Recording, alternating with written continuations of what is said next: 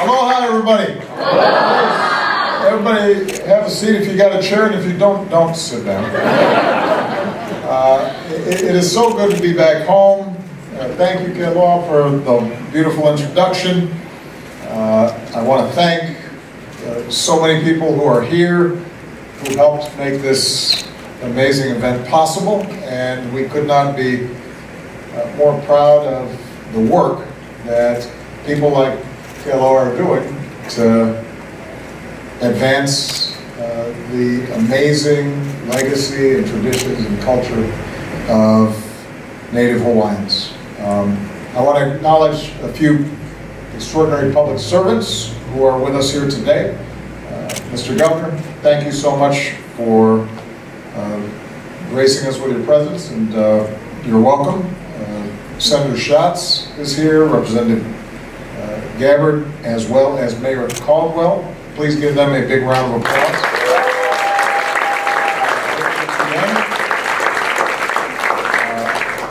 I am very glad that we can bring the Obama Foundation programming here to Hawaii, and we are grateful to be partnering with the University of Hawaii, which, as some of you may know, has been pretty important to my family over the years. Basically, I wouldn't exist were it not for the University of Hawaii.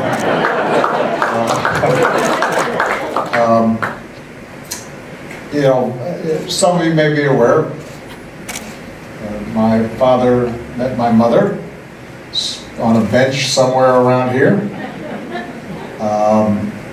You know, my mother went to school here. She made some of her best friends here. She met Maya's father here. There is rumors that I was born about a mile from here. I have a birth certificate. I cannot vouch for the fact that I was born here because I was very small at the time. But people who were there say it's true. So this is a pretty important part of my life, and I could not be happier to see the young leaders that were here coming to the East-West Center, because you know, my mother, who ended up living in various parts of Asia and devoting her life to development issues in Asia, particularly for women, always used East-West Center as sort of a base, as a connector to the work that she was doing. And I think she would be so proud to see the continuation of the sorts of advocacy and work that's being done by these remarkable young leaders here. So I feel sort of her spirit hovering in the place. I'm grateful to be working with David Lasner and Richard and so many other good people from these two great Hawaii institutions.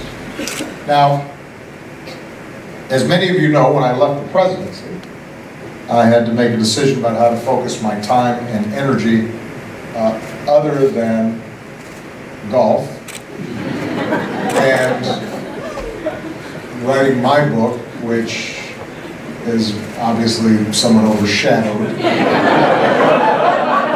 by, you know, somebody who just like kind of knocked it out really quick, and the rest is history. And with so many problems around the world, I realized that there were a lot of causes I cared deeply about. As somebody who was born and raised in Hawaii, the idea that we are not being proper stewards of our planet and our oceans and the air that we breathe, that troubles me. As somebody who devoted my life and my work to providing opportunity to all people and not just some, the growing inequalities that we see in our society is something that I care deeply about. As somebody who benefited from a great education, the idea that some children don't get those same opportunities is something that that I care deeply about. As the commander-in-chief of the largest military on earth, seeing the devastation of war and conflict and its effects on ordinary people, and wanting to create a world in which we're not so divided around tribe and race and people who are narrowly obsessed with power, exploiting their populations. Those are things I want to put an end to. So I have no shortage of causes that I want to work on.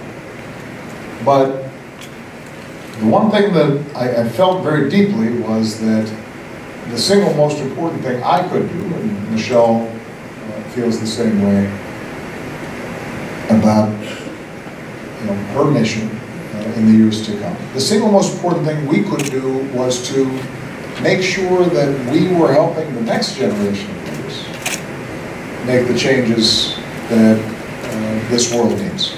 That we were empowering the folks who are coming behind us so that they had the platform, the opportunity to channel the amazing energy and passion and imagination in order to bring a whole new set of eyes and ideas and possibilities to the world. Because oftentimes, frankly, people ask, "Oh, Barack, we miss you. Oh, why isn't Michelle running?" And we always say to people, I won't say we, I'm getting old. I've got gray hair. And one of the challenges we have in this world is people clinging on to power instead of seeing the power in other people. So it's no secret that we live in complicated times, and in many countries our politics has become ugly and divisive. And social media amplifies our differences more than it lifts up those things that we share. Too many people are falling behind. The natural environment is suffering, in some cases, irreversible damage. So it can be hard to figure out where to start, but I can tell you, traveling throughout the United States and traveling around the world, whenever I meet young people who are already making a difference, I'm inspired. And I'm confident about the future. And our theory, as a consequence, about the Obama Foundation is very simple. If we can get these young people together and give them more tools and give them more resources, shine a spotlight on the work that they're doing, help them scale success, help them learn from their failures, connect them to each other so that they can learn from each other and the whole becomes greater than the sum of its parts. If we can do all that, they will change the world. They will transform and solve the problems that we face. But we've got to want to see them succeed and invest in them in ways that, frankly, we don't always do. Most of the problems that we face in the world, we face not because we don't have good technical solutions. We know how to educate poor children. We know how to fix the environment. We know how to provide economic opportunity to communities that have fallen behind. What prevents us from implementing those ideas is a lack of human organization, a lack of leadership. And when I say leadership, I don't just mean some politician up top, although that's important. But I also mean people at the grassroots, people at the local levels who are able to inspire and motivate and mobilize communities to effectuate the changes that need to take place. So we have a deficit of leadership and we need new blood. And at the Obama Foundation, although we're just getting started, we've already seen results. And I'll just give you a couple of examples. Last summer in South Africa, we brought together 200 extraordinary young leaders from across the continent, 50 countries, men and women who have already demonstrated promise in public service and civil society and private sectors. And they got a chance to meet with people like Kofi Annan and Rasha Michelle and entrepreneurs from Silicon Valley and health experts, all of whom exchanged ideas with them and gave them support, and they learned from each other, because in many cases this is the first time that they were ever broken out of their isolation and seen people who were doing the kind of work that they were doing. And what's amazing about the result is not only are they still working with us at the foundation, but they stayed in touch with each other. And they're now learning from each other and exchanging best practices and testing ideas with each other and supporting each other in ways that will result, as they rise in their respective fields, in a whole new generation on an entire continent that is connected and shares a vision of what's possible. So they're combating corruption, they're fighting poverty, they're increasing access to health care, they're defending press freedoms, they're educating other young people. And 10 years, 20 years, 30 years, when they are now national and global leaders and powerful advocates and successful entrepreneurs, they are going to have, across borders, a connection that is going to be extraordinarily powerful. And I mention this example because we want to do the same thing in the Asia-Pacific region, in Latin America, in North America. And if we can start with a few thousand, and then 100,000, and then 1 million of those young leaders around the world, nothing could stop us. So it's no secret that I believe, in particular around the Asia-Pacific region, that we've got to get this right. A lot of the world's future depends on how the Asia-Pacific region does. It's a place of tremendous diversity and natural resources and rising economic and political power, and it's also a very young region. Roughly 2/3 of people in Southeast Asia were born after 1980, which really makes me feel old. When I was president, we launched something called the Young Southeast Asian Leaders Initiative, or YSEALI. You can see that there's some partisans here, but so YSEALI ended up reaching hundreds of thousands of young people, and we now have the opportunity to build a new long-term network of young leaders through the Obama Foundation, based on a lot of the principles that we know worked, because we saw it implemented in the last 5 years that I was in office. So today I'm pleased to announce that this year we're going to bring our next Regional Leaders Program here in the Asia Pacific, just as we did in South Africa. We're going to have a larger convening. This group has essentially been our brain trust to help figure out what's going to be useful when we bring that larger group together, and they're going to help us build this enduring platform to inspire and connect and empower the next generation of leaders. Before we moved forward, we thought it'd be useful to actually hear from the young leaders themselves rather than tell them what we need. We thought, you know what, let's ask them what they need. And one of the principles that I used to teach when I was a community organizer is the power of listening. If you want to lead, listen. And we have been blessed to have some incredible young people here who are willing to tell us their experiences, their unique challenges, and share those with us. So we now have, I don't know how many bulletin boards we had, in which they were writing down every idea I can imagine. I'm going to be up late because I got a lot of homework now, reading through this stuff. Not only did we have the young leaders there, but we also brought some people who were experts in their own field and are committed to the future of the region, like, for example, Tony Fernandez, who's with us here today and did great work helping us to make this all happen.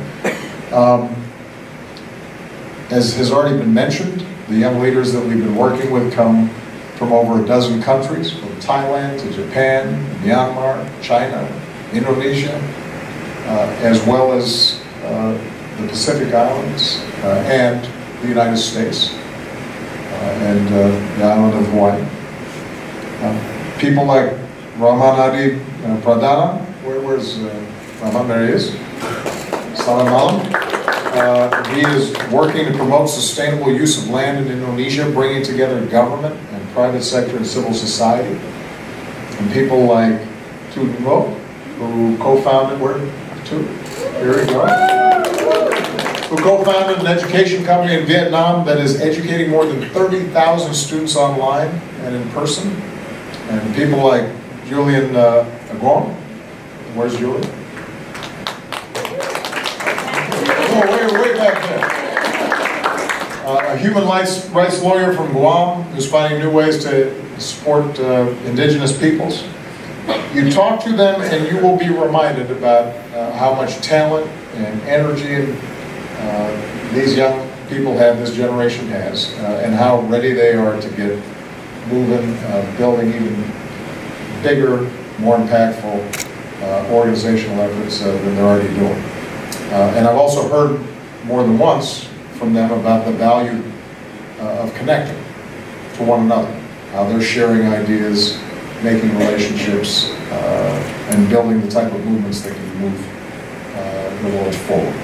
So these are the folks who are going to make changes, but they're just the tip of the iceberg, because there are a lot more folks out there who are ready to do the same.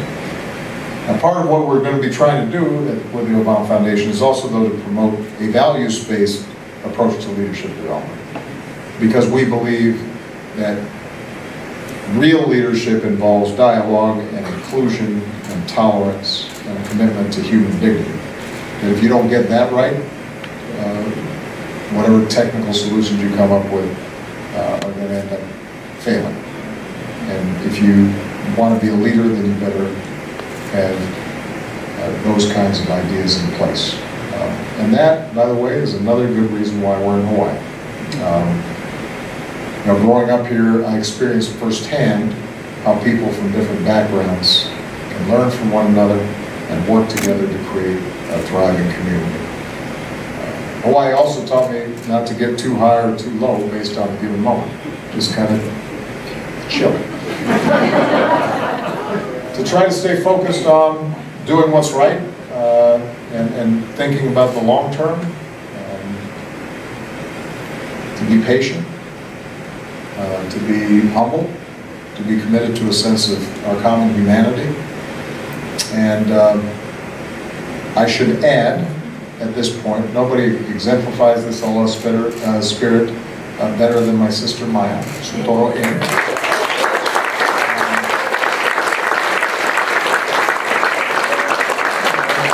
She's taught at the university for a long time. She was willing to help us build this program and showcase this place that we love. So we're really proud of her, and we're obviously proud of our young leaders from Hawaii who have been a great bridge for your fellow participants to the broader community of Hawaii. Somebody asked me, a reporter asked me earlier, why Hawaii? I said, well, yeah, why not? People generally don't mind coming to Hawaii. But what I also said is, obviously, it's always been a bridge between East and West. It's part of the fabric of the United States, but it's also part of the broader community of the Pacific Islands and the Asia-Pacific region. And so as we launch and build this program, Hawaii is going to be indispensable. It's going to be a key platform for us, a convening space, a resource, and an example of the kind of community-based solutions that we aim to promote. And the leaders here today have already experienced this. I understand yesterday you guys went to the Manoa Heritage Center to get a better understanding of Hawaiian culture. And you learned from local experts and navigator Noah Thompson. And you were hosted by middle and high school students, right, from various communities here in Hawaii. And you got a chance to look up at those magnificent mountains and share a Hawaiian dinner. And hopefully that made you reflect a little bit about your own cultures and your own communities. And that in turn, I think, contributed to how productive the workshops were here today. So, bottom line is I could not be more excited about the work that we're going to do. I am eager to see everything that you're going to accomplish in the future. I thank the community of Hawaii for, as always, being such exemplary hosts. And I'm confident that with the great team that we're building and the amazing partnerships that all of you represent, that we are going to once again change the world for the better. And I'm looking forward to rolling my sleeves up and working with you every step of the way. All right?